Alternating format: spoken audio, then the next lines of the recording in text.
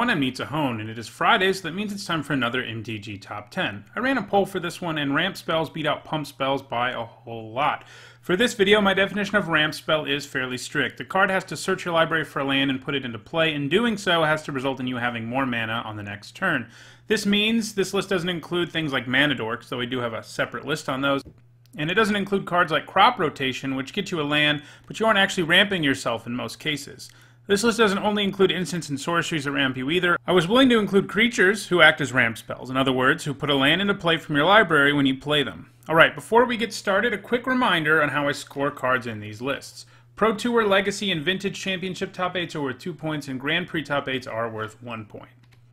At number 10, we have the newest card on the list, Nissa's Pilgrimage. For 3 mana, this searches you up 2 forests and puts one of them into play, and if you can turn on Spellmaster, you actually get to put both into play. Both of those modes are good, and having an additional upside in the late game is nice on a ramp spell. Nissa's Pilgrimage saw a good amount of play in its standard format, where it helped enable, well, ramp decks. This included a wide variety of decks: Mono Green Ramp, Goggles Ramp, which sought to take advantage of Pyromancer's Goggles, Gruul Ramp, T-Merge, and Simic Ramp. The Pilgrimage probably doesn't quite have the power to see play non-rotating formats, so it may get bumped off this list pretty soon. At number 9, we have a creature who fetches you a land, Wood Elves. While it was first printed in a standard legal set way back in 1998, it didn't really see play at the top level until the standard format of 2005, after it was reprinted in a core set. Notably, the land it fetches you actually comes into play untapped, effectively making the Wood Elves only cost 2 mana. It managed 4 top 8s at Worlds in 2005, mostly Ingazi Glare decks, which used the powerful enchantment Glare of Subdual to lock opponents down. It also didn't hurt that the standard format had lands with 2 different types, the shock lands, making it so the elves could actually fix for you too. But yeah, the elves helped you ramp while also providing another creature who could tap down your opponent's stuff with Glare of Subdual. It is seeing play in modern Scapeshift decks right now too, for many of the same reasons. It can search you up a forest mountain when you need it.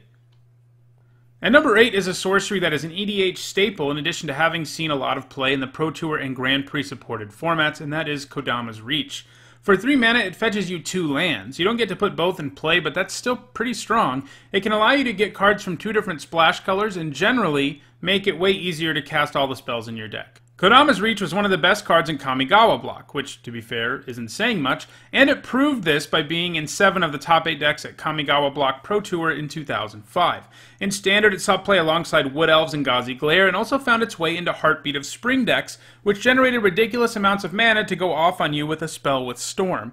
It hasn't really seen consistent play in any Pro Tour or Grand Prix deck since the Kamigawa days, though it did pick up 1 Grand Prix top 8 in Modern in 2014 in a Scapeshift deck, but most recent versions of that deck don't run Kodamas Reach. At number 7, we have the oldest card to make the list, Rampant Growth. Sort of the measuring stick for other ramp spells, Rampant Growth fetches you any basic land for only 2 mana. This provides valuable fixing and ramp at a very efficient cost, and as a result, it has seen a lot of play over the years, due in part to several reprints. It has seen the most play in Standard, where it has been part of a lot of different formats.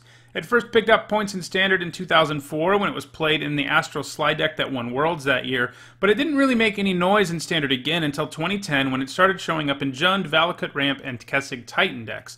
The latter two are very interested in getting as many lands on the table as possible, so it did a lot of work there.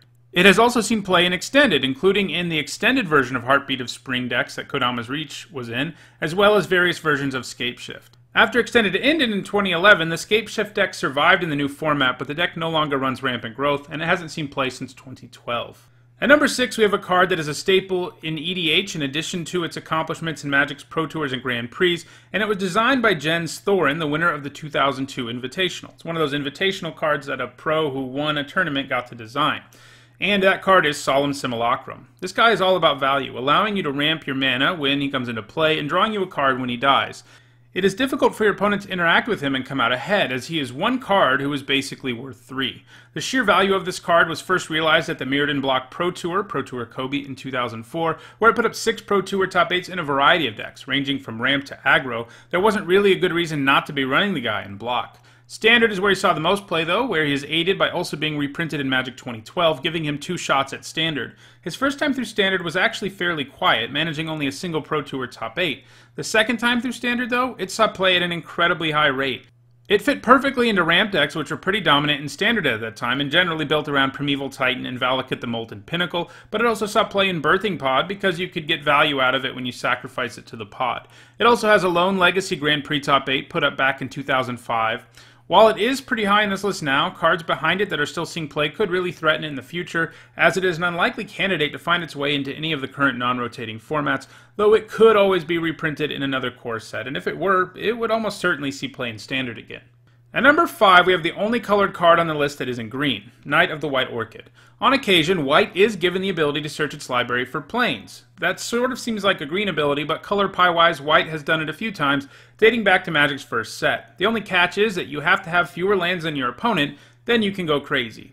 If you are on the draw with Knight of the White Orchid, it isn't that hard to just naturally have fewer lands than your opponent when you play this, and it provides some serious value when you can do that. The good news is, even when you don't get to search your library for a land, you get a creature with reasonable stats and first strike. Originally printed in Shards of Alara, Knight of the White Orchid benefits from the fact that it was also reprinted in Magic Origins. This has given it 2 opportunities in Standard, and it was comparably successful both times. First time through, it saw play in red-white aggro decks and Kithkins, and the second time around, it saw play in White Weenie, Megamorph, Selesnya aggro, and Collected Company decks. It also saw some play in extended White Weenie decks in that format's last days. At number 4, we have a ramp spell with Suspend, Search for Tomorrow. This thing is nice because for an investment of only a single mana on turn 1, you are guaranteed to have 4 mana on turn 3, and that's without casting other ramp spells in the meantime. It picked up a couple of Grand Prix Top 8s in Time Spiral Block Constructed and a single Grand Prix Top 8 in Standard, but Modern is where it has been the most powerful, where it is played, like a lot of the cards on this list at one point or another, alongside Scapeshift and Valakut the Molten Pinnacle. It continues to see play in Modern and doesn't seem to be slowing down anytime soon. At number 3, we have a creature that we've mentioned multiple times, and that is Primeval Titan. Part of a powerful cycle first introduced in Magic 2011, all the giants in this cycle do something when they come into play and when they attack. For Primeval Titan, that involves grabbing 2 lands. Those lands have to come into play tapped, but Primeval Titan can quickly assemble a lot of lands on your side of the battlefield, and note that they are not just basic lands. In Standard, Primeval Titan saw play alongside Valakut the Molten Pinnacle. The two worked really well together as the deck wanted to get as many lands in play as possible, and the Titan could get in some damage while helping you find your Valakuts and mountains so that you can quickly kill your opponent after casting the Titan. In Extended, he saw play in Scapeshift decks while also seeking to win with Valakut. While Primeval Titan was a powerhouse in Standard, he became downright ridiculous in Modern for a while thanks to the presence of Amulet of Vigor, Bounce Lands, and Summer Bloom. The Amulet made it so that the lands the Titan grabs come into play untapped, and it also made the Ravnica Bounce lands come into play untapped, and Summer Bloom allowed you to put multiple lands into play on a turn, and all of them together could allow some pretty easy turn 2 Primeval Titans, and even made turn 1 Titan a possibility. And the Titan could then search up lands that could help it win the game in a swing or 2. Eventually, Summer Bloom got banned, and it weakened the deck, but the Titan still sees play in Modern, and some through the Breach decks as well as in Bloomless Titan decks. At number 2, we have a ramp spell that can't actually grab basic forests, and that is Farseek. It has a really cool design, one that worked well in Ravnica because of the focus on multiple colors. It can search for the other 4 basic land types, but not forests. Of course, Ravnica also had the shock lands, and it could search those up and actually get you a forest, provided it was one of these 4 land types.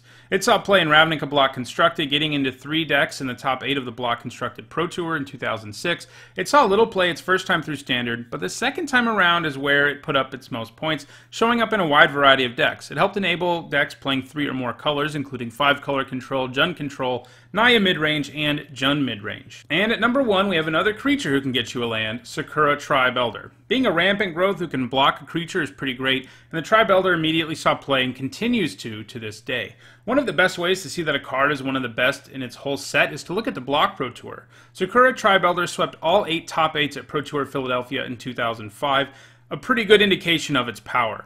This included control decks, combo decks, and aggro decks. In Standard, it wasn't quite as successful, but still picked up 3 Worlds Top 8s in 2005 and 1 Pro Tour Top 8 in 2006. In Extended, it has seen play in a variety of decks too, again including Heartbeat of Spring decks, Deathcloud decks, and Rock decks. All of these decks were very interested in ramping, obviously enough. Extended ended in 2011, but the Tribe Elder made the transition to Modern, where it is primarily played in various versions of Scapeshift decks, which seek to get as many lands in play as possible and then search up Valakut the Molten Pinnacle and a bunch of mountains to immediately win the game. So far in 2018, it has already added 5 to its score just in Modern.